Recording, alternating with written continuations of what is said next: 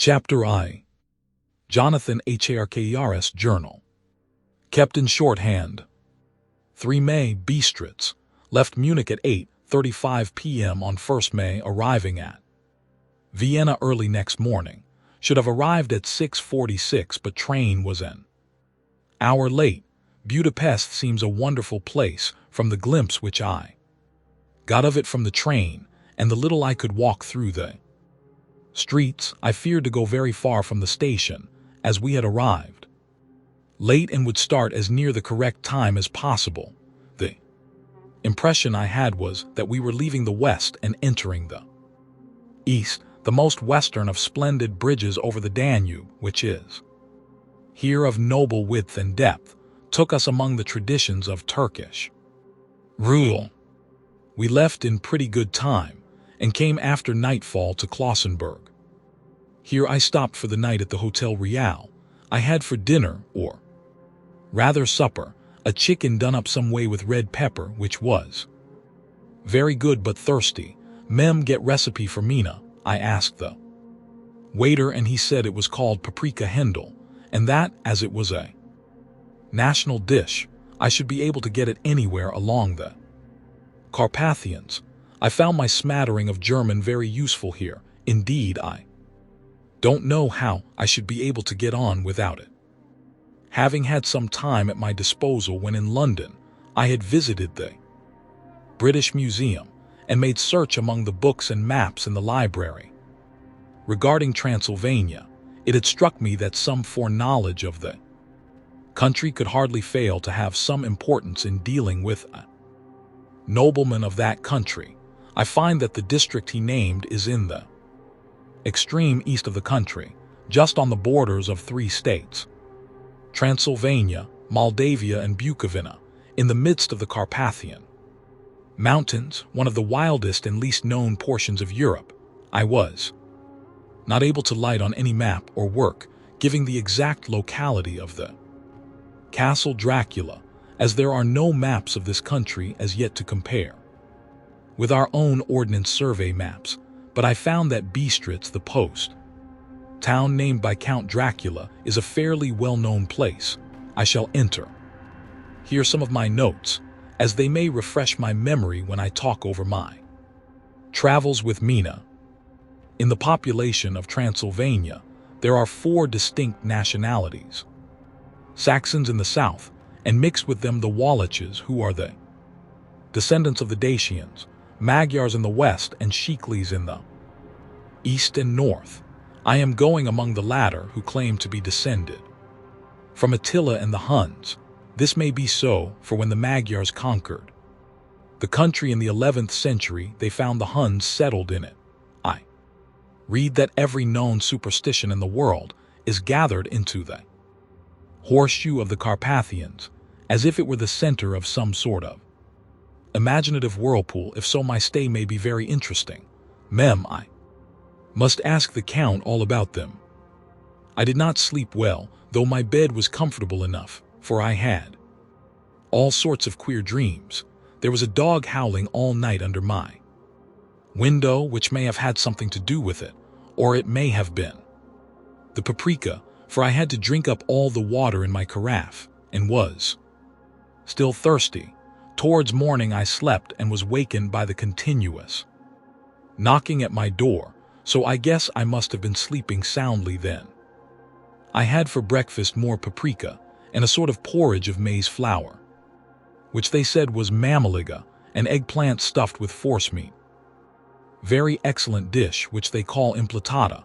Mem, get recipe for this also. I had to hurry breakfast, for the train started a little before 8, or rather it ought to have done so, for after rushing to the station at 7:30, I had to sit in the carriage for more than an hour before we began to move. It seems to me that the further east you go, the more unpunctual are the trains. What ought they to be in China?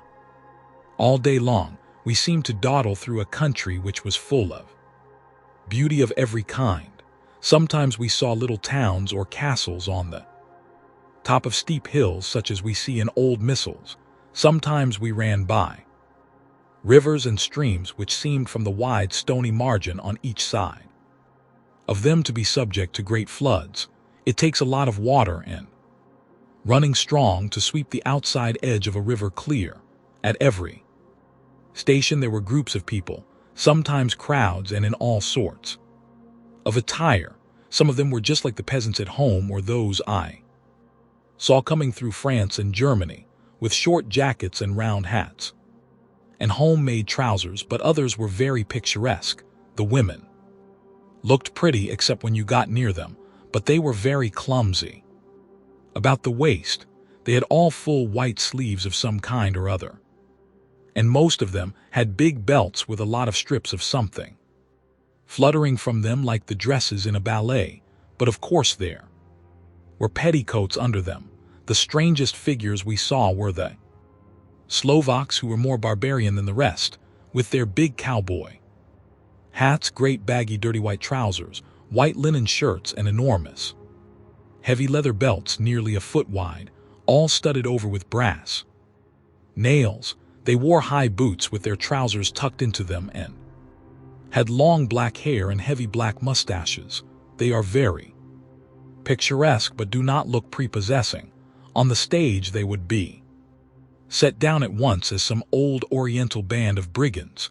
They are, however, I am told, very harmless and rather wanting in natural self-assertion.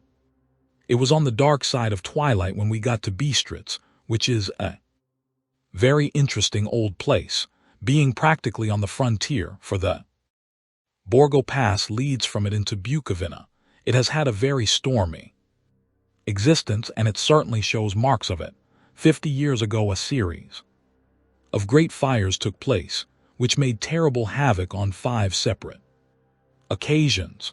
At the very beginning of the 17th century it underwent a siege of 3 weeks and lost 13,000 people, the casualties of war proper being assisted by famine and disease. Count Dracula had directed me to go to the Golden Krone Hotel, which I found to my great delight to be thoroughly old-fashioned, for of course I wanted to see all I could of the ways of the country. I was evidently expected, for when I got near the door I faced a cheery-looking elderly woman in the usual peasant dress, white undergarment with long double apron front and back, of colored stuff, fitting almost too tight for modesty. When I came close she bowed and said, "The Herr Englishman." "Yes," I said, "Jonathan Harker." She smiled and gave some message to an elderly man in white shirt sleeves, who had followed her to the door. He went, but immediately returned with a letter. "My friend, welcome to the Carpathians. I am anxiously expecting you. Sleep well tonight. At 3 tomorrow the diligence will start for Bukovina. A place on it is kept for you at the Borgo Pass. My carriage will await you and will bring you to me. I trust that your journey from London has been a happy one, and that you will enjoy your stay in my beautiful land. Your friend, Dracula." For May, I found that my landlord had got a letter from the Count, directing him to secure the best place on the coach for me, but on making inquiries as to details he seemed somewhat reticent, and pretended that he could not understand my German. This could not be true, because up to then he had understood it perfectly. At least he answered my questions exactly as if he did. He and his wife, the old lady who had received me, looked at each other in a frightened sort of way. He mumbled out that the money had been sent in a letter, and that was all he knew. When I asked him if he knew Count Dracula and could tell me anything of his castle, both he and his wife crossed themselves, and saying that they knew nothing at all, simply refused to speak further. It was so near the time of starting that I had no time to ask anyone else, for it was all very mysterious and not by any means comforting. Just before I was leaving, the old lady came up to my room and said in a very hysterical way, "Must you go? Oh, young Herr, must you go?" She was in such an excited state that she seemed to have lost her grip of what German she knew, and mixed it all up with some other language which I did not know at all. I was just able to follow her by asking many questions when I told her that I must go at once and that I was engaged on important business. She asked again, "Do you know what day it is?" I answered that it was the 4th of May. She shook her head as she said again, "Oh yes, I know that, but do you know what day it is?" On my saying that I did not understand, she went on, "It is the eve of St. George's Day. Do you not know that tonight when the clock strikes midnight, all the evil things in the world will have full sway? Do you know where you are going and what you're going to?" She was in such evident distress that I tried to comfort her, but without effect. Finally, she went down on her knees and implored me not to go, at least to wait a day or two before starting. It was all very ridiculous, but I did not feel comfortable. However, there was business to be done, and I could allow nothing to interfere with it. I therefore tried to raise her up and said, as gravely as I could, that I thanked her, but my duty was imperative and that I must go. She then rose and dried her eyes, and taking a crucifix from her neck offered it to me. I did not know what to do, for as an English churchman I have been taught to regard such things as in some measure idolatrous, and yet it seemed so ungracious to refuse an old lady meaning so well and in such a state of mind. She saw, I suppose, the doubt in my face, for she put the rosary round my neck and said, "For your mother's sake," and went out of the room. I am writing up this part of the diary whilst I am waiting for the coach, which is, of course, late, and the crucifix is still round my neck. Whether it is the old lady's fear, or the many ghostly traditions of this place, or the crucifix itself, I do not know, but I am not feeling nearly as easy in my mind as usual. If this book should ever reach Mina before I do, let it bring my goodbye. Here comes the coach. 5 May, the castle. The gray of the morning has passed, and the sun is high over the distant horizon, which seems jagged, whether with trees or hills I know not, for it is so far off that big things and little are mixed. I am not sleepy, and as I am not to be called till I awake, naturally I write till sleep comes. There are many odd things to put down, and lest who reads them may fancy that I dined too well before I left Bistritz, let me put down my dinner exactly. I dined on what they called robber steak, bits of bacon, onion, and beef, seasoned with red pepper and strung on sticks and roasted over the fire, in the simple style of the London cat's meat. The wine was golden meatish, which produces a queer sting on the tongue, which is, however, not disagreeable. I had only a couple of glasses of this and nothing else. When I got on the coach, the driver had not taken his seat, and I saw him talking with the landlady. They were evidently talking of me, for every now and then they looked at me and some of the people who were sitting on the bench outside the door, which they call by a name meaning word bearer, came and listened, and then looked at me, most of them pityingly. I could hear a lot of words often repeated, queer words, for there were many nationalities in the crowd, so I quietly got my polyglot dictionary from my bag and looked them out. I must say they were not cheering to me, for amongst them were Ordug, Satan, Pakal, Hell, Stregwika, Witch, Vralak, and VL Koslek, both of which mean the same thing, one being Slovak and the other Servian for something that is either werewolf or vampire.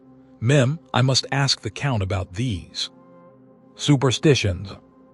When we started, the crowd round the inn door, which had by this time swelled to a considerable size, all made the sign of the cross and pointed 2 fingers towards me. With some difficulty I got a fellow passenger to tell me what they meant. He would not answer at first, but on learning that I was English, he explained that it was a charm or guard against the evil eye. This was not very pleasant for me. just starting for an unknown place to meet an unknown man, but everyone seemed so kind-hearted and so sorrowful and so sympathetic that I could not but be touched. I shall never forget the last glimpse which I had of the inn yard and its crowd of picturesque figures, all crossing themselves as they stood round the wide archway, with its background of rich foliage of oleander and orange trees in green tubs clustered in the center of the yard. Then our driver, whose wide linen drawers covered the whole front of the box seat, Gothic they call them, cracked his big whip over his 4 small horses which ran abreast, and we set off on our journey. I soon lost sight and recollection of ghostly fears in the beauty of the scene as we drove along, although had I known the language, or rather languages which my fellow passengers were speaking, I might not have been able to throw them off so easily. Before us lay a green sloping land full of forests and woods, with here and there steep hills crowned with clumps of trees or with farmhouses. The blank gable end to the road, there was everywhere a bewildering mass of fruit blossom, apple, plum, pear, cherry, and as we drove by I could see the green grass under the trees spangled with the fallen petals. In and out amongst these green hills of what they call here the middle land ran the road, losing itself as it swept round the grassy curve, or was shut out by the straggling ends of pine woods, which here and there ran down the hillsides like tongues of flame. The road was rugged, but still we seemed to fly over it with a feverish haste. I could not understand then what the haste meant, but the driver was evidently bent on losing no time in reaching Borgo-Prund. I was told that this road is in summer-time excellent, but that it had not yet been put in order after the winter snows. In this respect, it is different from the general run of roads in the Carpathians, for it is an old tradition that they are not to be kept in too good order. Of old the hospodars would not repair them lest the Turks should think that they were preparing to bring in foreign troops, and so hasten the war which was always really at loading point. Beyond the green swelling hills of the middle land rose mighty slopes of forest up to the lofty steeps of the Carpathians themselves. Right and left of us they towered, with the afternoon sun falling full upon them and bringing out all the glorious colors of this beautiful range. Deep blue and purple in the shadows of the peaks, green and brown where grass and rock mingled, and an endless perspective of jagged rock and pointed crags, till these were themselves lost in the distance, where the snowy peaks rose grandly. Here and there seemed mighty rifts in the mountains, through which, as the sun began to sink, we saw now and again the white gleam of falling water. One of my companions touched my arm as we swept round the base of a hill and opened up the lofty, snow-covered peak of a mountain, which seemed, as we wound on our serpentine way, to be right before us. Look, Isenshek, God's seat, and he crossed himself reverently. As we wound on our endless way, and the sun sank lower and lower behind us, the shadows of the evening began to creep round us. This was emphasized by the fact that the snowy mountaintop still held the sunset and seemed to glow out with a delicate cool pink. Here and there we passed Czechs and Slovaks, all in picturesque attire, but I noticed that goiter was painfully prevalent. By the roadside were many crosses, and as we swept by, my companions all crossed themselves. Here and there was a peasant man or woman kneeling before a shrine, who did not even turn round as we approached, but seemed in the self-surrender of devotion to have neither eyes nor ears for the outer world. There were many things new to me, for instance, hayricks in the trees and here, and their very beautiful masses of weeping birch, their white stems shining like silver through the delicate green of the leaves. Now and again we passed a later wagon, the ordinary peasant's cart, with its long, snake-like vertebra, calculated to suit the inequalities of the road. On this were sure to be seated quite a group of homecoming peasants, the Czechs with their white, and the Slovaks with their colored sheepskins, the latter carrying lance-fashion their long staves with axe at end. As the evening fell, it began to get very cold, and the growing twilight seemed to merge into one dark mistiness, the gloom of the trees, oak, beech, and pine, though in the valleys which ran deep between the spurs of the hills. As we ascended through the pass, the dark firs stood out here and there against the background of late-lying snow, sometimes as the road was cut through the pine woods that seemed in the darkness to be closing down upon us. Great masses of grayness which here and there bestrewed the trees produced a peculiarly weird and solemn effect, which carried on the thoughts and grim fancies engendered earlier in the evening, when the falling sunset threw into strange relief the ghost-like clouds which amongst the Carpathians seemed to wind ceaselessly through the valleys. Sometimes the hills were so steep that, despite our driver's haste, the horses could only go slowly. I wished to get down and walk up them as we do at home, but the driver would not hear of it. "No, no," he said, "you must not walk here, the dogs are too fierce." And then he added with what he evidently meant for grim pleasantry, for he looked round to catch the approving smile of the rest, "And you may have enough of such matters before you go to sleep." The only stop he would make was a moment's pause to light his lamps. When it grew dark, there seemed to be some excitement amongst the passengers, and they kept speaking to him, one after the other, as though urging him to further speed. He lashed the horses unmercifully with his long whip, and with wild cries of encouragement urged them on to further exertions. Then through the darkness I could see a sort of patch of gray light ahead of us, as though there were a cleft in the hills. The excitement of the passengers grew greater. The crazy coach rocked on its great leather springs and swayed like a boat tossed on a stormy sea. I had to hold on. The road grew more level and we appeared to fly along. Then the mountains seemed to come nearer to us on each side and to frown down upon us. We were entering on the Borgo Pass. One by one several of the passengers offered me gifts, which they pressed upon me with an earnestness which would take no denial. These were certainly of an odd and varied kind, but each was given in simple good faith, with a kindly word and a blessing, and that strange mixture of fear-meaning movements which I had seen outside the hotel at Bistritz, the sign of the cross, and the guard against the evil eye.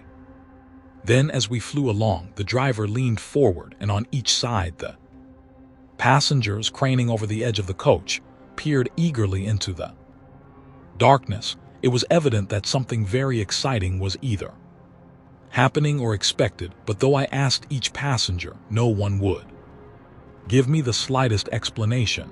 This state of excitement kept on for some little time, and at last we saw before us the pass opening out on the eastern side. There were dark, rolling clouds overhead, and in the air the heavy, oppressive sense of thunder. It seemed as though the mountain range had separated two atmospheres, and that now we had got into the thunderous one. I was now myself looking out for the conveyance which was to take me to the Count. Each moment I expected to see the glare of lamps through the blackness, but all was dark. The only light was the flickering rays of our own lamps, in which the steam from our hard-driven horses rose in a white cloud. We could see now the sandy road lying white before us, but there was on it no sign of a vehicle. The passengers drew back with a sigh of gladness, which seemed to mock my own disappointment. I was already thinking what I had best do when the driver, looking at his watch, said to the others something which I could hardly hear. It was spoken so quietly and in so low a tone, I thought it was an hour less than the time. Then turning to me, he said, in German worse than my own, "There is no carriage here. The Herr is not expected after all. He will Now come on to Bukovina and return tomorrow or the next day. Better." The next day, whilst he was speaking, the horses began to neigh and snort and plunge wildly, so that the driver had to hold them up. Then, amongst a chorus of screams from the peasants and a universal crossing of themselves, a caliche with 4 horses drove up behind us, overtook us, and drew up beside the coach. I could see from the flash of our lamps as the rays fell on them that the horses were coal-black and splendid animals. They were driven by a tall man with a long brown beard and a great black hat which seemed to hide his face from us. I could only see the gleam of a pair of very bright eyes, which seemed red. In the lamplight, as he turned to us, he said to the driver, "You are early tonight, my friend." The man stammered in reply. The English hare was in a hurry, to which the stranger replied, "That is why, I suppose, you wished him to go on to Bukovina. You cannot deceive me, my friend. I know too much, and my horses are swift."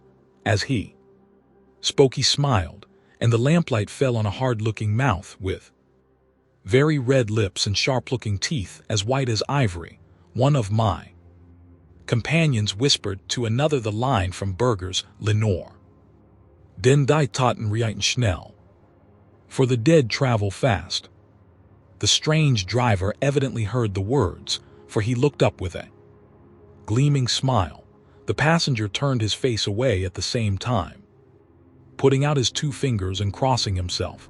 "Give me the hare's luggage," said the driver, and with exceeding alacrity my bags were handed out and put in the caliche.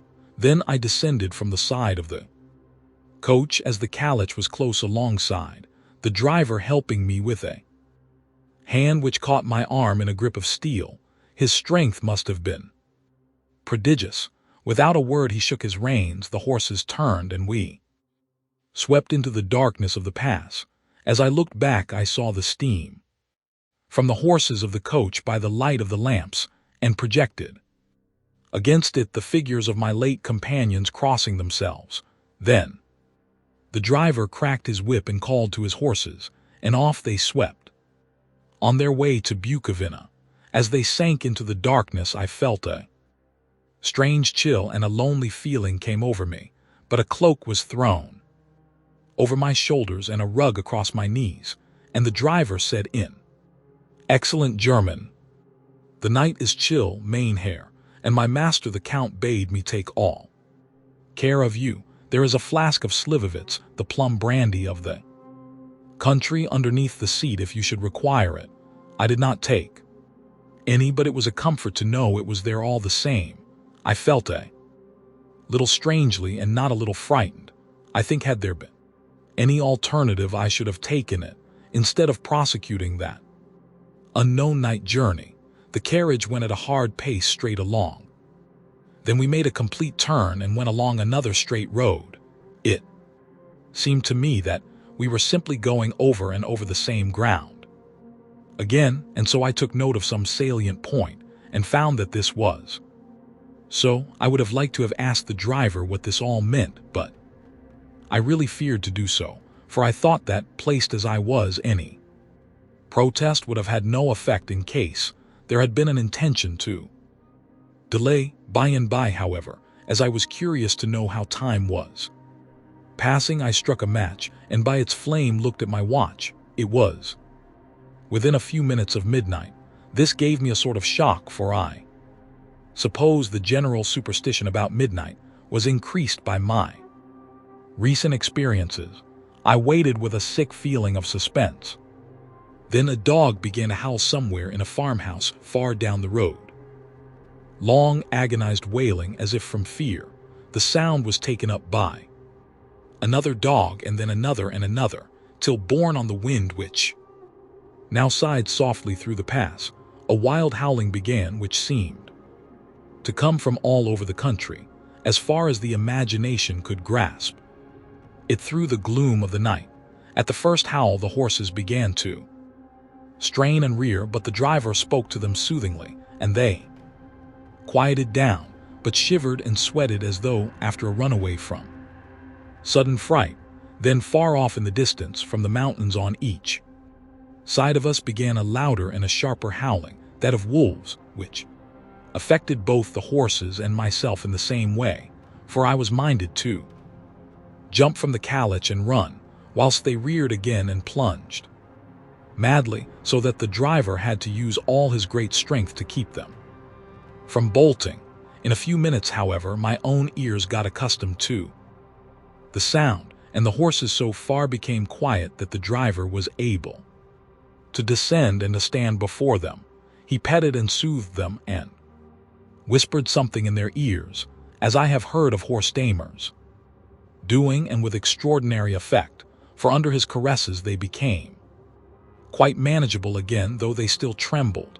The driver again took his seat and, shaking his reins, started off at a great pace. This time, after going to the far side of the pass, he suddenly turned down a narrow roadway which ran sharply to the right. Soon we were hemmed in with trees, which in places arched right over the roadway till we passed as through a tunnel, and again great frowning rocks guarded us boldly on either side. Though we were in shelter, we could hear the rising wind, for it moaned and whistled through the rocks, and the branches of the trees crashed together as we swept along. It grew colder and colder still, and fine, powdery snow began to fall, so that soon we and all around us were covered with a white blanket. The keen wind still carried the howling of the dogs, though this grew fainter as we went on our way. The baying of the wolves sounded nearer and nearer, as though they were closing round on us from every side. I grew dreadfully afraid, and the horses shared my fear. The driver, however, was not in the least disturbed. He kept turning his head to left and right, but I could not see anything through the darkness. Suddenly, away on our left, I saw a faint flickering blue flame. The driver saw it at the same moment. He at once checked the horses and, jumping to the ground, disappeared into the darkness. I did not know what to do, the less as the howling of the wolves grew closer. But while I wondered, the driver suddenly appeared again, and without a word took his seat, and we resumed our journey. I think I must have fallen asleep and kept dreaming of the incident, for it seemed to be repeated endlessly, and now looking back, it is like a sort of awful nightmare. Once the flame appeared so near the road that even in the darkness around us I could watch the driver's motions. He went rapidly to where the blue flame arose. It must have been very faint, for it did not seem to illumine the place around it at all, and gathering a few stones, formed them into some device. Once there appeared a strange optical effect. When he stood between me and the flame, he did not obstruct it, for I could see its ghostly flicker all the same. This startled me, but as the effect was only momentary, I took it that my eyes deceived me. Straining through the darkness, then for a time there were no blue flames, and we sped onwards through the gloom, with the howling of the wolves around us, as though they were following in a moving circle. At last there came a time when the driver went further afield than he had yet gone, and during his absence the horses began to tremble worse than ever, and to snort and scream with fright. I could not see any cause for the howling of the wolves had ceased altogether, but just then the moon, sailing through the black clouds, appeared behind the jagged crest of a beetling, pine-clad rock, and by its light I saw around us a ring of wolves, with white teeth and lolling red tongues, with long, sinewy limbs and shaggy hair. They were 100 times more terrible in the grim silence which held them than even when they howled. For myself, I felt a sort of paralysis of fear. It is only when a man feels himself face to face with such horrors that he can understand their true import. All at once the wolves began to howl, as though the moonlight had had some peculiar effect on them. The horses jumped about and reared and looked helplessly round with eyes that rolled in a way painful to see. But the living ring of terror encompassed them on every side. and they had perforce to remain within it. I called to the coachman to come, for it seemed to me that our only chance was to try to break out through the ring, and to aid his approach, I shouted and beat the side of the calich, hoping by the noise to scare the wolves from that side, so as to give him a chance of reaching the trap. How he came there I know not, but I heard his voice raised in a tone of imperious command, and, looking towards the sound, saw him stand in the roadway as he swept his long arms as though brushing aside some impalpable obstacle. The wolves fell back and back further still. Just then a heavy cloud passed across the face of the moon, so that we were again in darkness. When I could see again, the driver was climbing into the calich, and the wolves had disappeared. This was all so strange and uncanny that a dreadful fear came upon me, and I was afraid to speak or move. The time seemed interminable as we swept on our way, now in almost complete darkness, for the rolling clouds obscured the moon. We kept on, ascending with occasional periods of quick descent, but in the main, always ascending. Suddenly, I became conscious of the fact that the driver was in the act of pulling up the horses in the courtyard of a vast ruined castle, from whose tall black windows came no ray of light, and whose broken battlements showed a jagged line against the moonlit sky. Chapter II. Jonathan Harker's journal continued. 5 May. I must have been asleep, for certainly if I had been fully awake I must have noticed the approach of such a remarkable place. In the gloom the courtyard looked of considerable size, and as several dark ways led from it under great round arches, it perhaps seemed bigger than it really is. I have not yet been able to see it by daylight.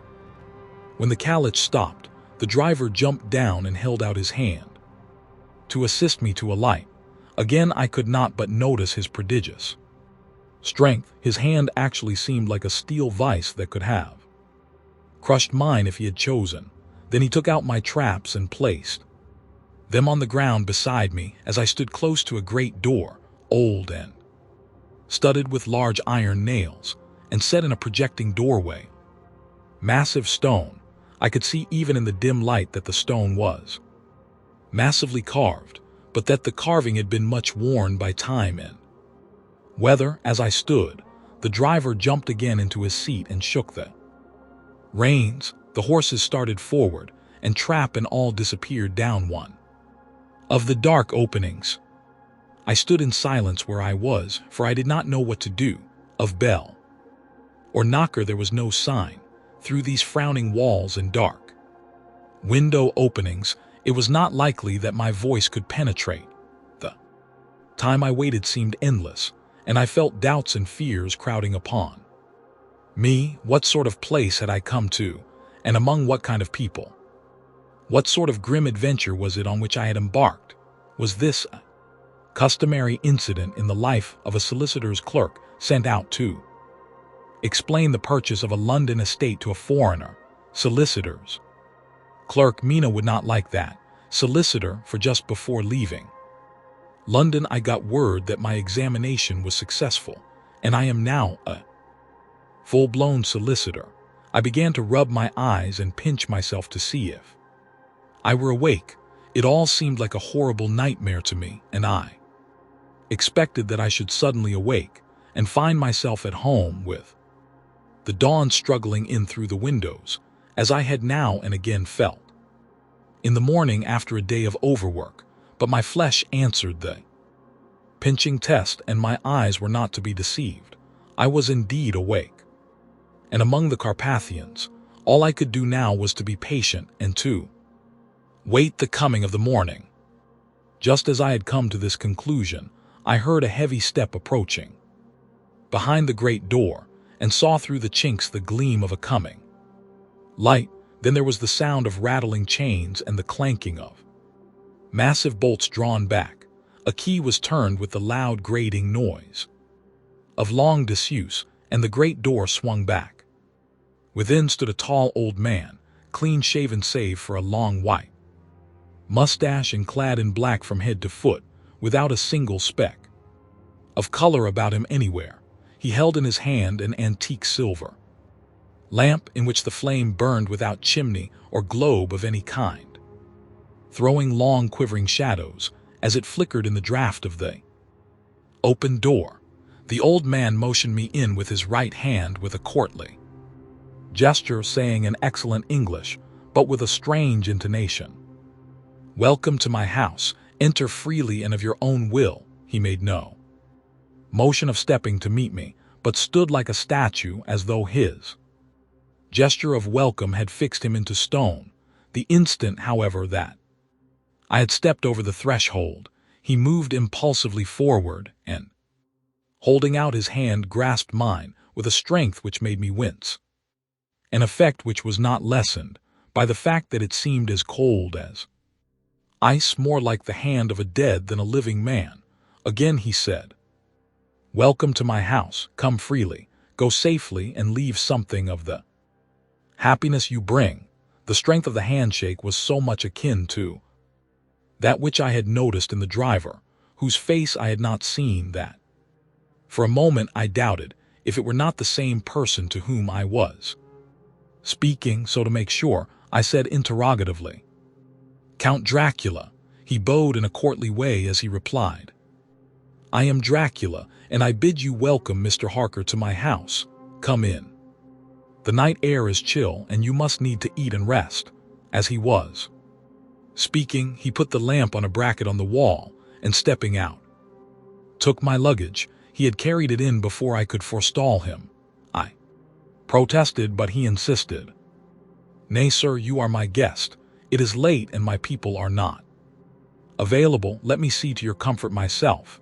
He insisted on carrying my traps along the passage, and then up a great winding stair, and along another great passage, on whose stone floor our steps rang heavily. At the end of this he threw open a heavy door, and I rejoiced to see within a well-lit room, in which a table was spread for supper, and on whose mighty hearth a great fire of logs, freshly replenished, flamed and flared. The Count halted, putting down my bags, closed the door, and crossing the room, opened another door, which led into a small octagonal room lit by a single lamp and seemingly without a window of any sort. Passing through this, he opened another door and motioned me to enter. It was a welcome sight, for here was a great bedroom well lighted and warmed with another log fire, also added to but lately, for the top logs were fresh, which sent a hollow roar up the wide chimney. The Count himself left my luggage inside and withdrew, saying before he closed the door, "You will need, after your journey, to refresh yourself by making your toilet. I trust you will find all you wish. When you are ready, come into the other room, where you will find your supper prepared." The light and warmth and the Count's courteous welcome seemed to have dissipated all my doubts and fears. Having then reached my normal state, I discovered that I was half famished with hunger, so making a hasty toilet, I went into the other room. I found supper already laid out. My host, who stood on one side of the great fireplace, leaning against the stonework, made a graceful wave of his hand to the table and said, "I pray you be seated and sup how you please. You will, I trust, excuse me that I do not join you, but I have dined already and I do not sup." I handed to him the sealed letter which Mr. Hawkins had entrusted to me. He opened it and read it gravely. Then, with a charming smile, he handed it to me to read. One passage of it at least gave me a thrill of pleasure.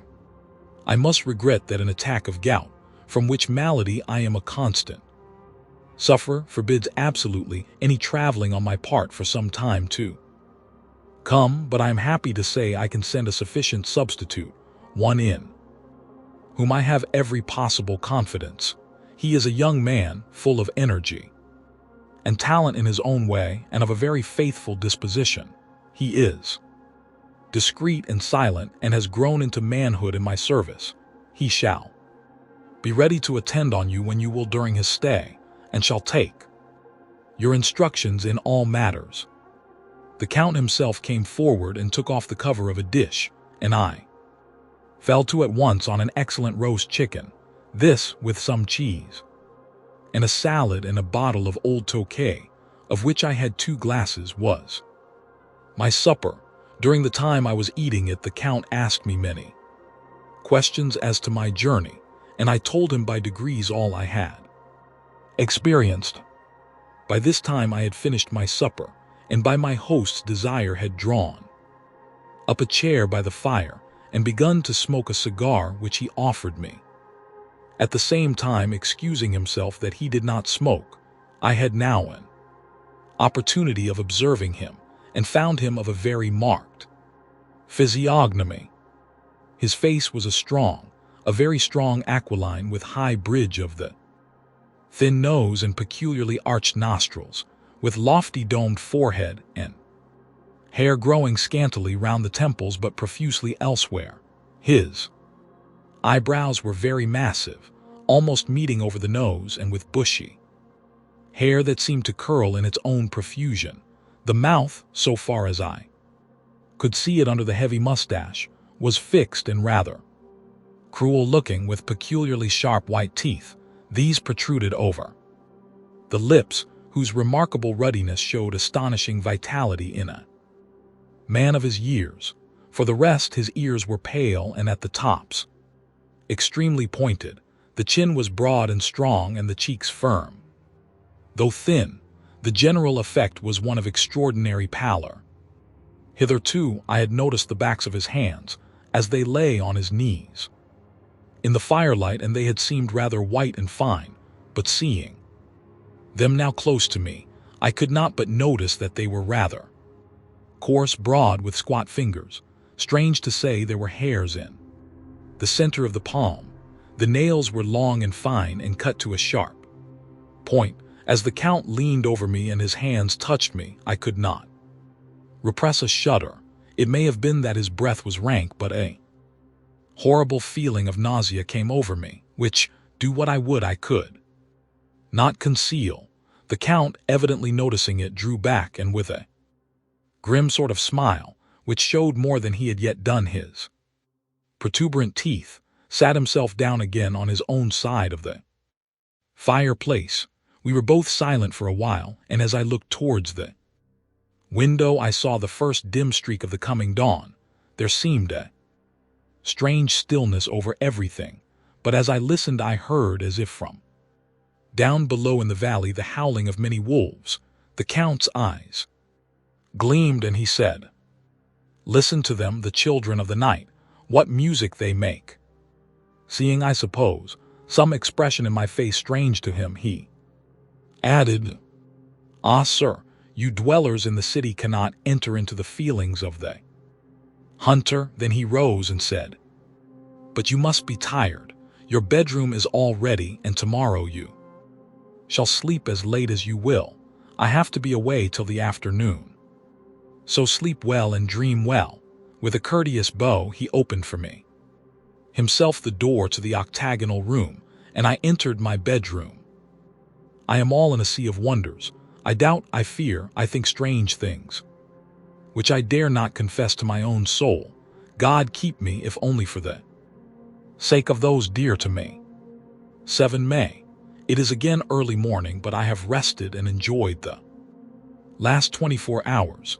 I slept till late in the day and awoke of my own accord. When I had dressed myself, I went into the room where we had supped and found a cold breakfast laid out, with coffee kept hot by the pot being placed on the hearth. There was a card on the table on which was written, "I have to be absent for a while. Do not wait for me, D." I set to and enjoyed a hearty meal.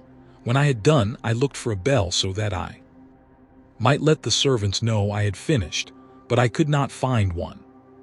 There are certainly odd deficiencies in the house, considering the extraordinary evidences of wealth which are round me. The table service is of gold, and so beautifully wrought that it must be of immense value. the curtains and upholstery of the chairs and sofas, and the hangings of my bed are of the costliest and most beautiful fabrics, and must have been of fabulous value when they were made, for they are centuries old. Though in excellent order, I saw something like them in Hampton Court. But there they were worn and frayed and moth-eaten, but still in none of the rooms is there a mirror. There is not even a toilet glass on my table, and I had to get the little shaving glass from my bag before I could either shave or brush my hair. I have not yet seen a servant anywhere or heard a sound near the castle, except the howling of wolves. Some time after I had finished my meal, I do not know whether to call it breakfast or dinner, for it was between 5 and 6 o'clock when I had it. I looked about for something to read, for I did not like to go about the castle until I had asked the Count's permission. There was absolutely nothing in the room, book, newspaper, or even writing materials, so I opened another door in the room and found a sort of library. The door opposite mine I tried but found it locked. In the library I found, to my great delight, a vast number of English books, whole shelves full of them, and bound volumes of magazines and newspapers. A table in the center was littered with English magazines and newspapers, though none of them were of very recent date. The books were of the most varied kind: history, geography, politics, political economy, botany, geology, law, all relating to England and English life and customs and manners. There were even such books of reference as the London Directory, the Red and Blue Books, Whitaker's Almanac, the Army and Navy lists, and it somehow gladdened my heart to see it, the Law List. Whilst I was looking at the books, the door opened and the Count entered. He saluted me in a hearty way and hoped that I had had a good night's rest. Then he went on, "I am glad you found your way in here, for I am sure there is much that will interest you. These companions," and he laid his hand on some of the books, "have been good friends to me, and for some years past, ever since I had the idea of going to London, have given me many, many hours of pleasure. Through them I have come to know your great England, and to know her is to love her. I long to go through the crowded streets of your mighty London, to be in the midst of the whirl and rush of humanity, to share its life, its change, its death, and all that makes it what it is. But alas, as yet I only know your tongue through books. To you, my friend, I look that I know it to speak." "But Count," I said, "you know and speak English thoroughly." He bowed gravely. "I thank you, my friend, for your all too flattering estimate, but yet I fear that I am but a little way on the road I would travel. True, I know the grammar and the words, but yet I know not how to speak them." "Indeed," I said, "you speak excellently." "Not so," he answered. "Well, I know that did I move and speak in your London, none there are who would not know me for a stranger. That is not enough for me. Here I am noble, I am boyar, the common people know me, and I am master. But a stranger in a strange land, he is no one. Men know him not, and to know not is to care not for.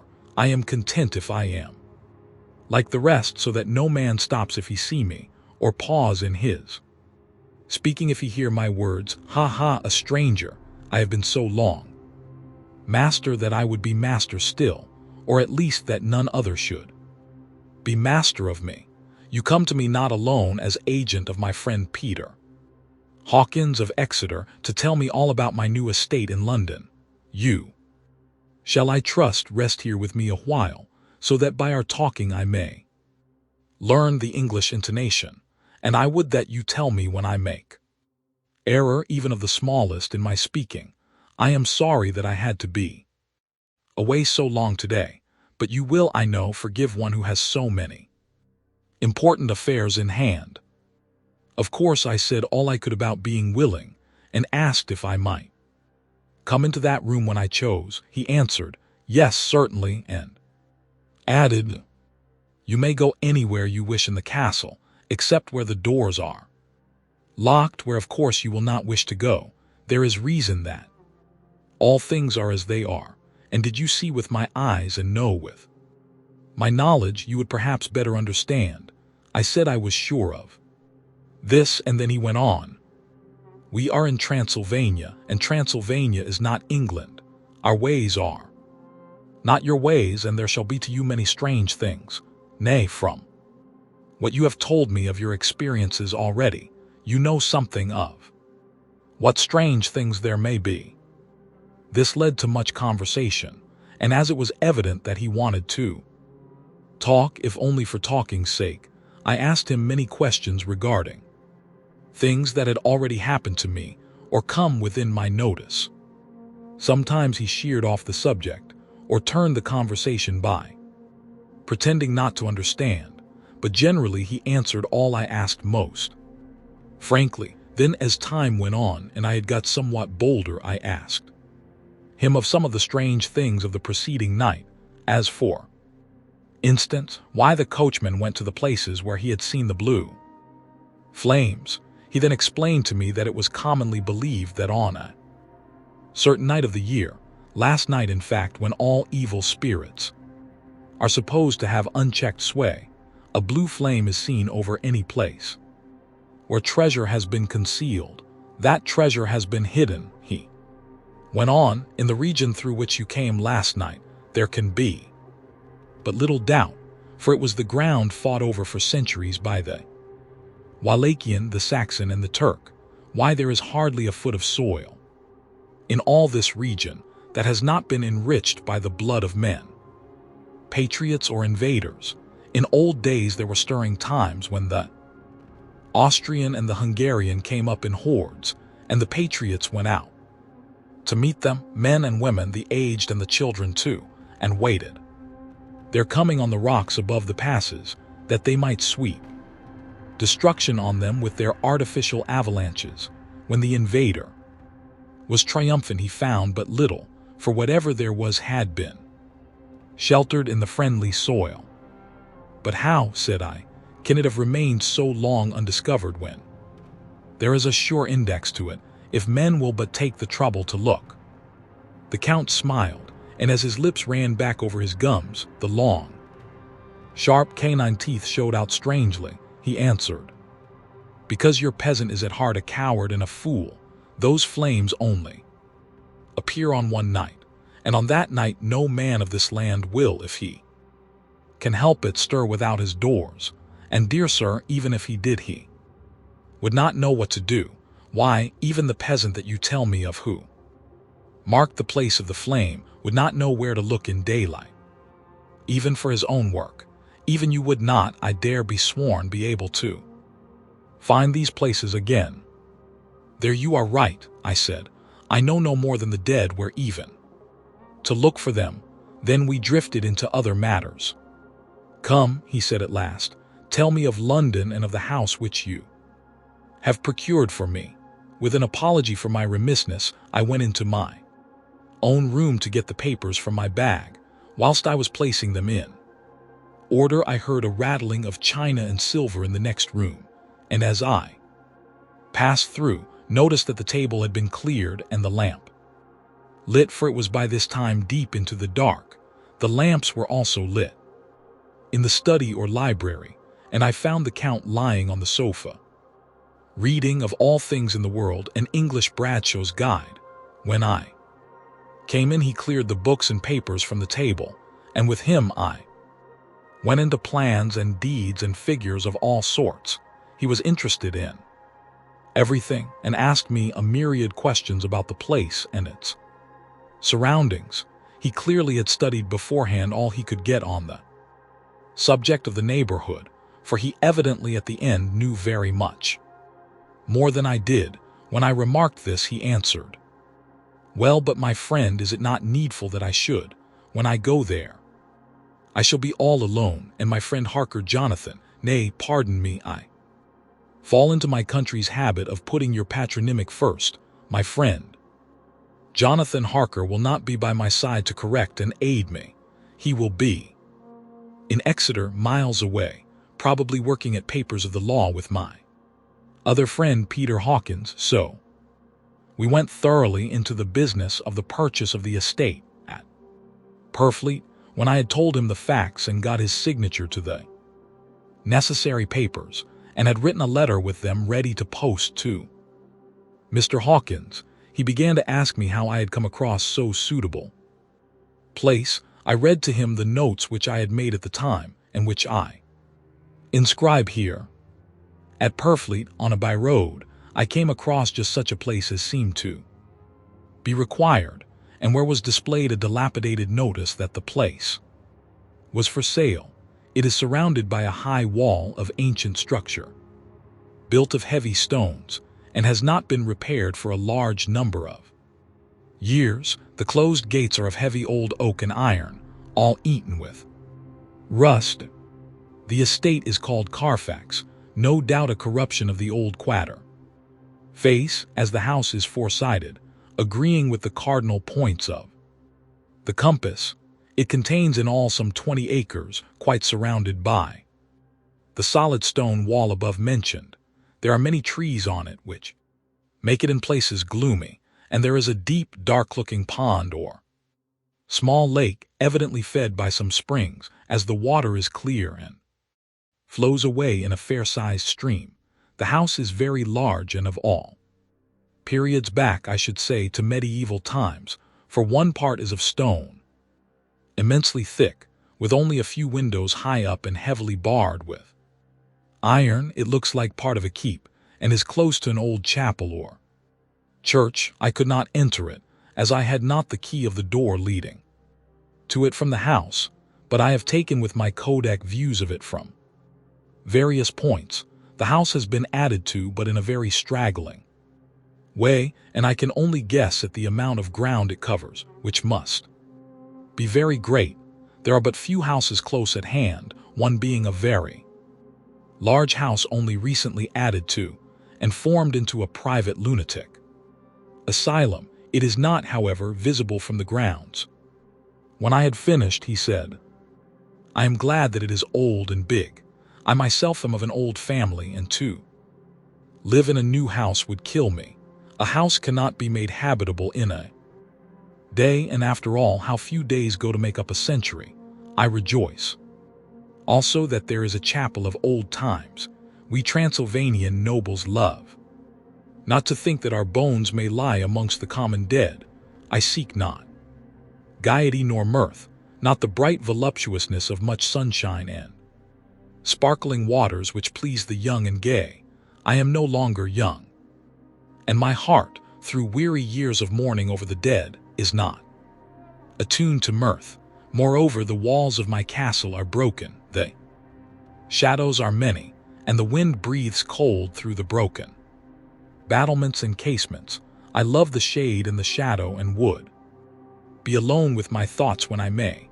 Somehow his words and his look did not seem to accord, or else it was that his cast of face made his smile look malignant and saturnine. Presently, with an excuse, he left me, asking me to put all my papers together. He was some little time away, and I began to look at some of the books around me. One was an atlas, which I found opened naturally at England, as if that map had been much used. On looking at it, I found in certain places little rings marked, and on examining these I noticed that one was near London on the east side, manifestly where his new estate was situated. The other two were Exeter and Whitby on the Yorkshire coast. It was the better part of an hour when the Count returned. "Aha," he said, "still at your books. Good, but you must not work always. Come. Am informed that your supper is ready." He took my arm and we went into the next room, where I found an excellent supper ready on the table. The Count again excused himself, as he had dined out on his being away from home, but he sat as on the previous night, and chatted whilst I ate. After supper I smoked, as on the last evening, and the Count stayed with me, chatting and asking questions on every conceivable subject, hour after hour. I felt that it was getting very late indeed, but I did not say anything, for I felt under obligation to meet my host's wishes in every way. I was not sleepy, as the long sleep yesterday had fortified me, but I could not help experiencing that chill which comes over one at the coming of the dawn, which is like in its way the turn of the tide. They say that people who are near death die generally at the change to the dawn or at the turn of the tide. Anyone who has, when tired and tied as it were to his post, experienced this change in the atmosphere can well believe it. All at once we heard the crow of a cock coming up with preternatural shrillness through the clear morning air. Count Dracula, jumping to his feet, said, "Why, there is the morning again. How remiss I am to let you stay up so long. You must make your conversation regarding my dear new country of England less interesting, so that I may not forget how time flies by us," and with a courtly bow he quickly left me. I went into my own room and drew the curtains, but there was little to notice. My window opened into the courtyard. All I could see was the warm gray of quickening sky, so I pulled the curtains again and have written of this day, 8 May. I began to fear as I wrote in this book that I was getting too diffuse, but now I am glad that I went into detail from the first, for there is something so strange about this place and all in it that I cannot but feel uneasy. I wish I were safe out of it, or that I had never come. It may be that this strange night existence is telling on me, but would that that were all. If there were anyone to talk to, I could bear it, but there is no one. I have only the Count to speak with, and I fear I am myself the only living soul within the place. Let me be prosaic so far as facts can be. It will help me to bear up, and imagination must not run riot with me. If it does, I am lost. Let me say at once how I stand, or seem to. I only slept a few hours when I went to bed, and feeling that I could not sleep any more, got up. I had hung my shaving glass by the window and was just beginning to shave. Suddenly I felt a hand on my shoulder and heard the Count's voice saying to me, "Good morning." I started, for it amazed me that I had not seen him, since the reflection of the glass covered the whole room behind me. In starting, I had cut myself slightly, but did not notice it at the moment. Having answered the Count's salutation, I turned to the glass again to see how I had been mistaken. This time there could be no error, for the man was close to me and I could see him over my shoulder, but there was no reflection of him in the mirror. The whole room behind me was displayed, but there was no sign of a man in it except myself. This was startling, and coming on the top of so many strange things, was beginning to increase that vague feeling of uneasiness which I always have when the Count is near. But at the instant I saw that the cut had bled a little, and the blood was trickling over my chin. I laid down the razor, turning as I did so half round to look for some sticking plaster. When the Count saw my face, his eyes blazed with a sort of demoniac fury, and he suddenly made a grab at my throat. I drew away, and his hand touched the string of beads which held the crucifix. It made an instant change in him, for the fury passed so quickly that I could hardly believe that it was ever there. "Take care," he said. "Take care how you cut yourself. It is more dangerous than you think in this country." Then seizing the shaving glass, he went on, "And this is the wretched thing that has done the mischief. It is a foul bauble of man's vanity. Away with it." And opening the heavy window with one wrench of his terrible hand, he flung out the glass, which was shattered into 1,000 pieces on the stones of the courtyard far below. Then he withdrew without a word. It is very annoying, for I do not see how I am to shave, unless in my watch case or the bottom of the shaving pot, which is fortunately of metal. When I went into the dining room, breakfast was prepared, but I could not find the Count anywhere, so I breakfasted alone. It is strange that as yet I have not seen the Count eat or drink. He must be a very peculiar man.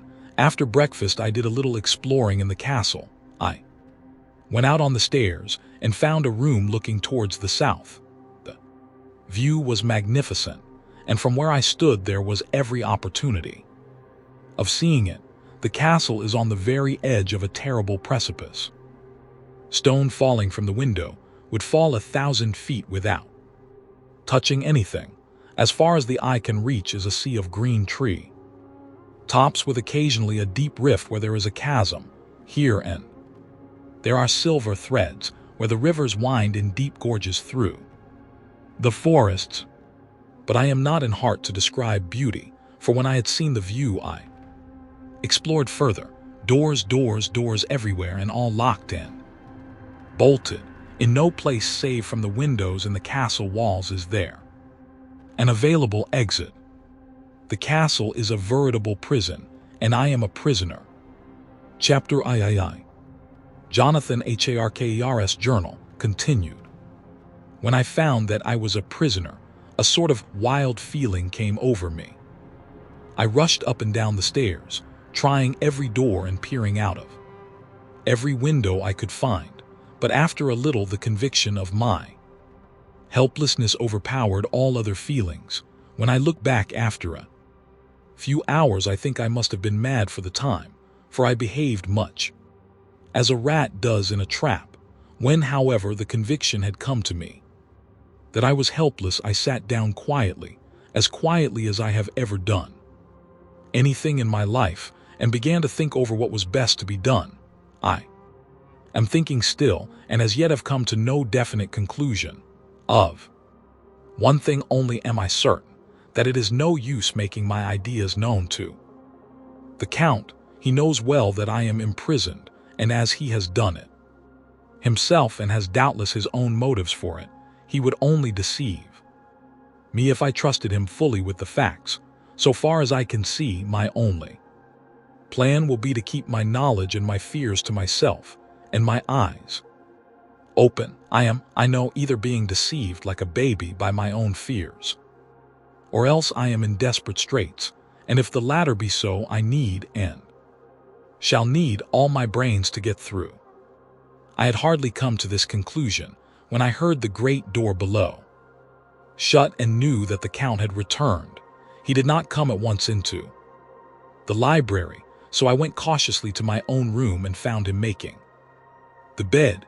This was odd, but only confirmed what I had all along thought, that there were no servants in the house, when later I saw him through the chink of the hinges of the door, laying the table in the dining room. I was assured of it, for if he does himself all these menial offices, surely it is proof that there is no one else to do them. This gave me a fright, for if there is no one else in the castle, it must have been the Count himself, who was the driver of the coach that brought me here. This is a terrible thought, for if so, what does it mean? That he could control the wolves as he did, by only holding up his hand in silence. How was it that all the people at Bistritz and on the coach had some terrible fear for me? What meant the giving of the crucifix, of the garlic, of the wild rose, of the mountain ash? Bless that good woman who hung the crucifix round my neck, for it is a comfort and a strength to me whenever I touch it. It is odd that a thing which I have been taught to regard with disfavor and as idolatrous should in a time of loneliness and trouble be of help. Is it that there is something in the essence of the thing itself, or that it is a medium, a tangible help in conveying memories of sympathy and comfort? Some time, if it may be, I must examine this matter and try to make up my mind about it. In the meantime, I must find out all I can about Count Dracula, as it may help me to understand. Tonight he may talk of himself. If I turn the conversation that way, I must be very careful, however, not to awake his suspicion. Midnight, I have had a long talk with the Count. I asked him a few questions on Transylvania history, and he warmed up to the subject wonderfully in his speaking of things and people, and especially of Battles he spoke as if he had been present at them all. This he afterwards explained by saying that to boyar the pride of his house, and name is his own pride, that their glory is his glory, that their fate is his fate. Whenever he spoke of his house he always said we, and spoke almost in the plural like a king speaking. I wish I could put down all he said exactly as he said it, for to me it was most fascinating. It seemed to have in it a whole history of the country. He grew excited as he spoke, and walked about the room pulling his great white mustache and grasping anything on which he laid his hands as though he would crush it by main strength. One thing he said which I shall put down as nearly as I can, for it tells in its way the story of his race. We Shiklis have a right to be proud, for in our veins flows the blood of many brave races who fought as the lion fights for lordship. Here, in the whirlpool of European races, the Ugric tribe bore down from Iceland the fighting spirit which Thor and Woden gave them, which their berserkers displayed to such fell intent on the seaboards of Europe, aye, and of Asia and Africa too, till the peoples thought that the werewolves themselves had come. Here too, when they came, they found the Huns, whose warlike fury had swept the earth like a living flame, till the dying peoples held that in their veins ran the blood of those old witches, who, expelled from Scythia, had mated with the devils in the desert. Fools, fools! What devil or what witch was ever so great as Attila, whose blood is in these veins? He held up his arms. Is it a wonder that we were a conquering race, that we were proud, that when the Magyar, the Lombard, the Avar, the Bulgar, or the Turk poured his thousands on our frontiers, we drove them back? Is it strange that when Arpad and his legions swept through the Hungarian fatherland, he found us here when he reached the frontier, that the Honfoglalas was completed there, and when the Hungarian flood swept eastward, the Shiklis were claimed as kindred by the victorious Magyars, and to us for centuries was trusted the guarding of the frontier of Turkeyland. Aye, and more than that endless duty of the frontier guard, for, as the Turks say, water sleeps and enemy is sleepless, who more gladly than we throughout the four nations received the bloody sword, or at its warlike call flocked quicker to the standard of the king, when was redeemed that great shame of my nation, the shame of Kosova, when the flags of the Wallach and the Magyar went down beneath the crescent. Who was it but one of my own race, who as voivode crossed the Danube and beat the Turk on his own ground? This was a Dracula indeed. Woe was it that his own unworthy brother, when he had fallen, sold his people to the Turk and brought the shame of slavery on them.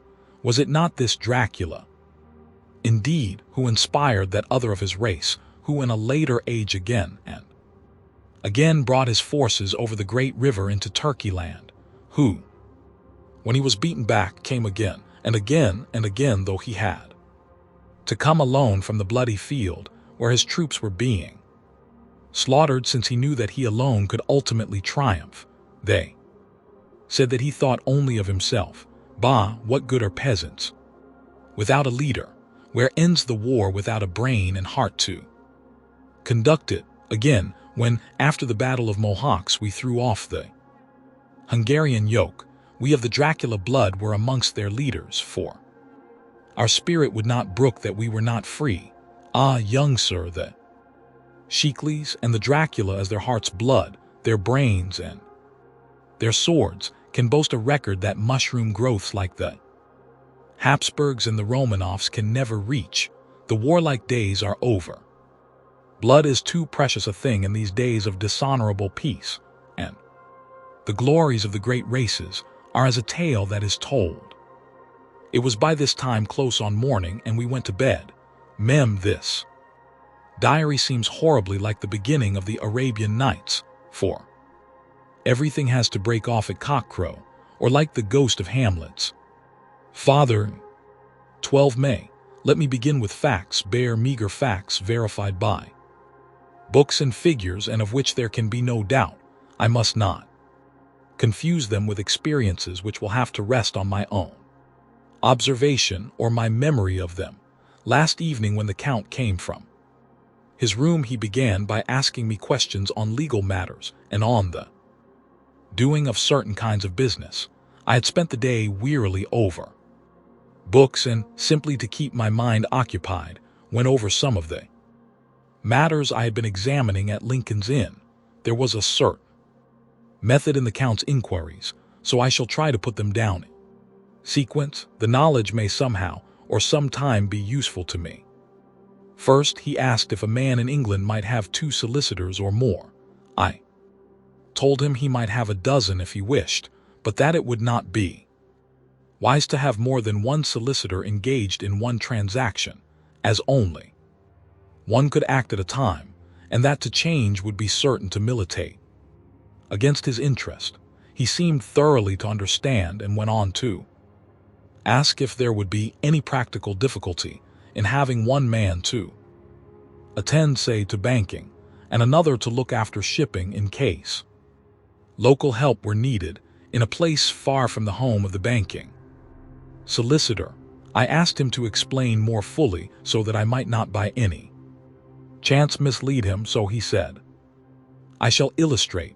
Your friend and mine, Mr. Peter Hawkins, from under the shadow of your beautiful cathedral at Exeter, which is far from London, buys for me through your good self my place at London.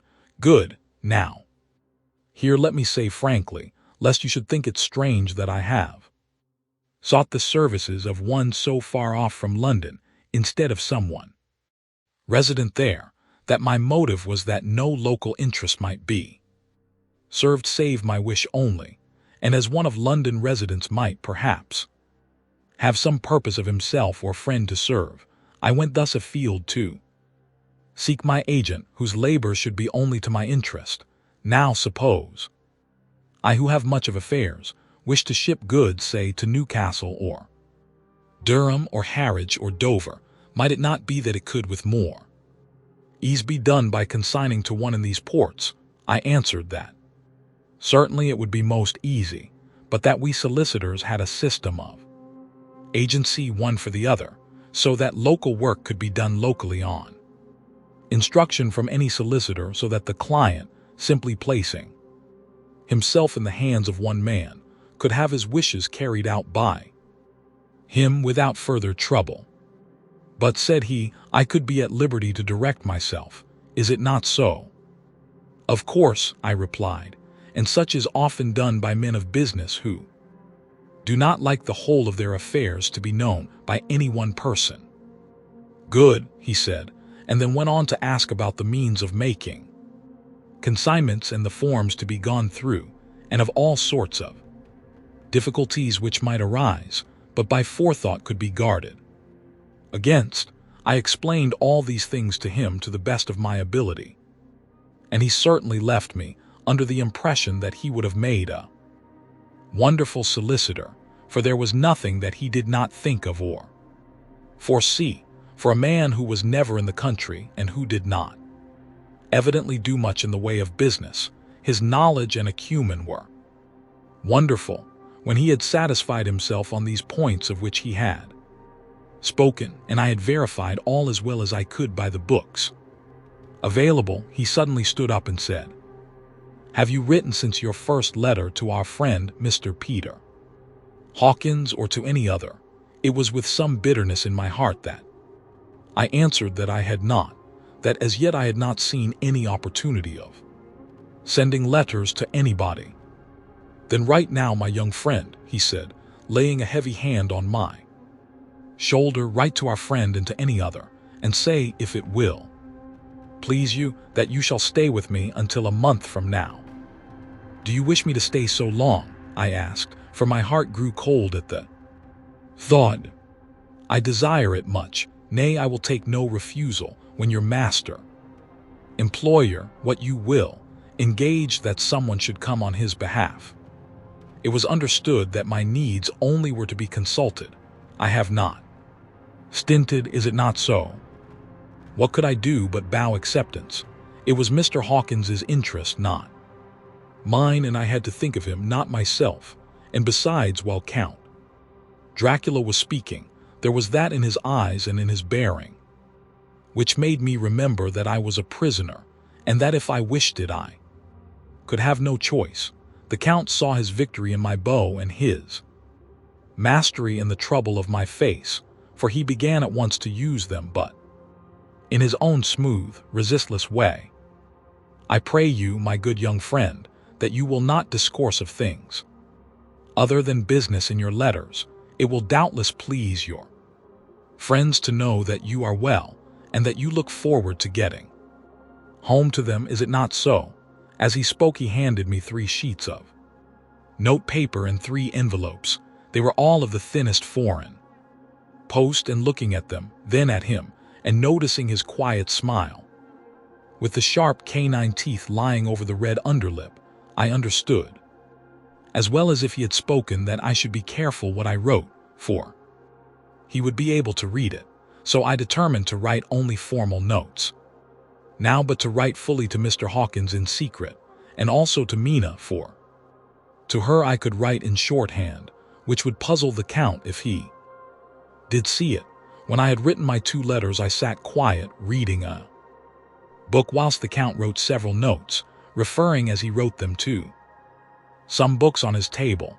Then he took up my 2 and placed them with his own and put by his writing materials, after which, the instant the door had closed behind him, I leaned over and looked at the letters, which were face down on the table. I felt no compunction in doing so, for under the circumstances, I felt that I should protect myself in every way I could. One of the letters was directed to Samuel F. Billington, number 7, the Crescent, Whitby, another to Herr Lieutenant Varna. The third was to Coutts & Co., London, and the fourth to Herren Klopstock and Billruth, bankers, Budapest. The second and fourth were unsealed. I was just about to look at them when I saw the door handle move.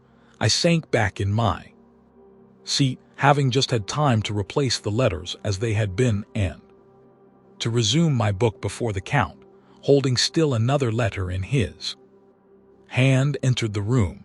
He took up the letters on the table and stamped them carefully, and then turning to me said, "I trust you will forgive me, but I have much work to do in private this evening. You will, I hope, find all things as you wish." At the door he turned, and after a moment's pause said, "Let me advise you, my dear young friend, nay, let me warn you with all seriousness, that should you leave these rooms you will not by any chance go to sleep in any other part of the castle. It is old and has many memories, and there are bad dreams for those who sleep unwisely. Be warned, should sleep now or ever overcome you, or be like to do, then haste to your own chamber or to these rooms, for your rest will then be safe. But if you be not careful in this respect, then," he finished his speech in a gruesome way, for he motioned with his hands as if he were washing them. I quite understood. My only doubt was as to whether any dream could be more terrible than the unnatural, horrible net of gloom and mystery which seemed closing around me. Later, I endorsed the last words written, but this time there is no doubt in question. I shall not fear to sleep in any place where he is not. I have placed the crucifix over the head of my bed. I imagine that my rest is thus freer from dreams, and there it shall remain. When he left me, I went to my room. After a little while, not hearing any sound, I came out and went up the stone stair to where I could look out towards the south. There was some sense of freedom in the vast expanse, inaccessible though it was to me, as compared with the narrow darkness of the courtyard. Looking out on this, I felt that I was indeed in prison, and I seemed to want a breath of fresh air, though it were of the night. I am beginning to feel this nocturnal existence tell on me. It is destroying my nerve. I start at my own shadow and am full of all sorts of horrible imaginings. God knows that there is ground for my terrible fear in this accursed place. I looked out over the beautiful expanse, bathed in soft yellow moonlight till it was almost as light as day. In the soft light, the distant hills became melted, and the shadows in the valleys and gorges of velvety blackness. The mere beauty seemed to cheer me. There was peace and comfort in every breath I drew. As I leaned from the window, my eye was caught by something moving a story below me and somewhat to my left, where I imagined from the order of the rooms that the windows of the Count's own room would look out. Window at which I stood was tall and deep, stone-mullioned, and though weather-worn was still complete, but it was evidently many a day since the case had been there. I drew back behind the stonework and looked carefully out. What I saw was the Count's head coming out from the window. I did not see the face, but I knew the man by the neck and the movement of his back and arms. In any case, I could not mistake the hands which I had had so many opportunities of studying. I was at first interested and somewhat amused, for it is wonderful how small a matter will interest and amuse a man when he is a prisoner. But my very feelings changed to repulsion and terror when I saw the whole man slowly emerge from the window and begin to crawl down the castle wall over that dreadful abyss, face down, with his cloak spreading out around him like great wings. At first I could not believe my eyes. I thought it was some trick of the moonlight, some weird effect of shadow, but I kept looking and it could be no delusion. I saw the fingers and toes grasp the corners of the stones, worn clear of the mortar by the stress of years, and by thus using every projection and inequality, move downwards with considerable speed, just as a lizard moves along a wall. What manner of man is this, or what manner of creature is it in the semblance of man? I feel the dread of this horrible place overpowering me. I am in fear, in awful fear, and there is no escape for me. I am encompassed about with terrors that I dare not think of. 15 May. Once more have I seen the Count go out in his lizard fashion. He moved downwards in a sidelong way, some 100 feet down and a good deal to the left. He vanished into some hole or window. When his head had disappeared, I leaned out to try and see more, but without avail. The distance was too great to allow a proper angle of sight.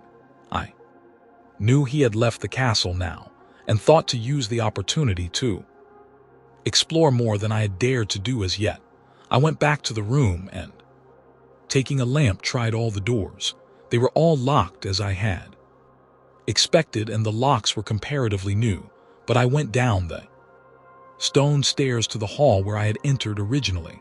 I found I could pull back the bolts easily enough and unhook the great chains, but the door was locked and the key was gone. That key must be in the Count's room. I must watch should his door be unlocked, so that I may get it in. Escape. I went on to make a thorough examination of the various stairs and passages, and to try the doors that opened from them. 1 or 2 small rooms near the hall were open, but there was nothing to see in them except old furniture, dusty with age and moth-eaten. At last, however, I found one door at the top of the stairway which, though it seemed to be locked, gave a little under pressure. I tried it harder and found that it was not really locked, but that the resistance came from the fact that the hinges had fallen somewhat and the heavy door rested on the floor. Here was an opportunity which I might not have again, so I exerted myself, and with many efforts forced it back so that I could enter. I was now in a wing of the castle further to the right than the rooms I knew, and a story lower down. From the windows I could see that the suite of rooms lay along to the south of the castle, the windows of the end room looking out both west and south. On the latter side, as well as to the former, there was a great precipice.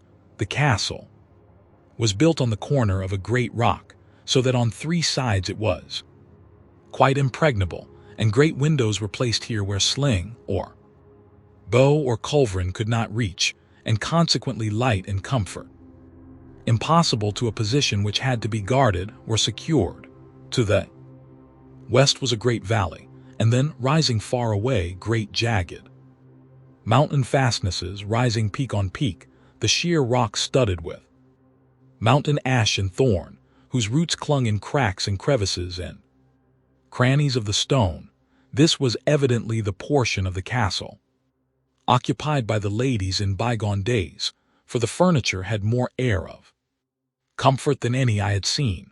The windows were curtainless, and the yellow moonlight flooding in through the diamond panes enabled one to see even colors, whilst it softened the wealth of dust which lay over all and disguised in some measure the ravages of time and the moth. My lamp seemed to be of little effect in the brilliant moonlight, but I was glad to have it with me, for there was a dread loneliness in the place, which chilled my heart and made my nerves tremble. Still, it was better than living alone in the rooms which I had come to hate from the presence of the Count, and after trying a little to school my nerves, I found a soft quietude come over me. Here I am, sitting at a little oak table where in old times possibly some fair lady sat to pen, with much thought and many blushes, her ill-spelt love letter, and writing in my diary in shorthand all that has happened since I closed it last. It is 19th century, up to date with a vengeance, and yet, unless my senses deceive me, the old centuries had and have powers of their own, which mere modernity cannot kill. Later, the morning of 16 May, God preserve my sanity, for to this I am reduced. Safety and the assurance of safety are things of the past. Whilst I live on here, there is but one thing to hope for, that I may not go mad, if indeed I be not mad already. If I be sane, then surely it is maddening to think that, of all the foul things that lurk in this hateful place, the Count is the least dreadful to me, that to him alone I can look for safety, even though this be only whilst I can serve his purpose. Great God, merciful God, let me be calm, for out of that way lies madness indeed. I begin to get new lights on certain things which have puzzled me. Up to now I never quite knew what Shakespeare meant when he made Hamlet say, "My tablets, quick, my tablets, 'tis meet that I put it down," etc. For now, feeling as though my own brain were unhinged, or as if the shock had come which must end in its undoing, I turned to my diary for repose.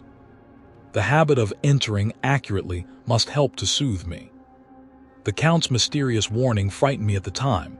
It frightens me more now when I think of it, for in future he has a fearful hold upon me. I shall fear to doubt what he may say. When I had written in my diary, and had fortunately replaced the book and pen in my pocket, I felt sleepy. The Count's warning came into my mind, but I took a pleasure in disobeying it. The sense of sleep was upon me, and with it the obstinacy which sleep brings as outrider.